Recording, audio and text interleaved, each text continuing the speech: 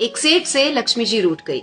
जाते हुए बोली, मैं यहाँ से जा रही हूँ, अब मेरी जगह नुकसान आएगा, तैयार रहना। जाते हुए मुझसे कुछ मांगना चाहते हो तो बोलो।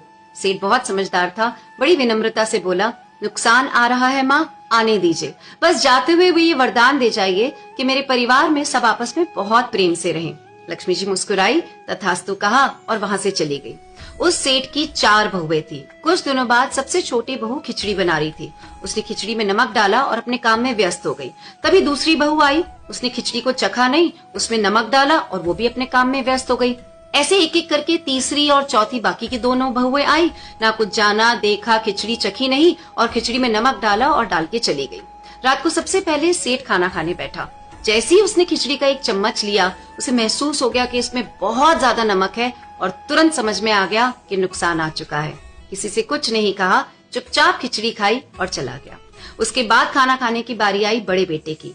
जैसे ही बेटे ने खिचड़ी का एक चम्मच लिया, परिवार वालों से पूछा, पिताजी ने खाना खा लिया? उन्होंने कुछ कहा?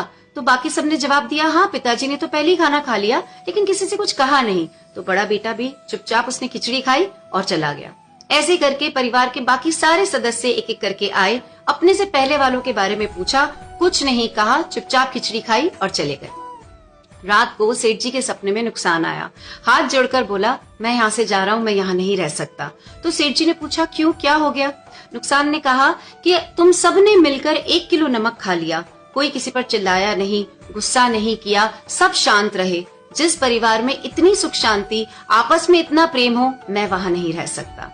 समझने वाली बात यह है कि जिंदगी है तो उतार चढ़ाव, सुख दुख, फायदा नुकसान सब चलता रहेगा। जिस परिवार में आपस में लोगों में प्यार है, सुख शांति है, छोटों में आदर और बड़ों में बड़प्पन है, उस परिवार का कोई भी नुकसान, कोई भी आपदा कुछ भी नहीं बिगाड़ सकता।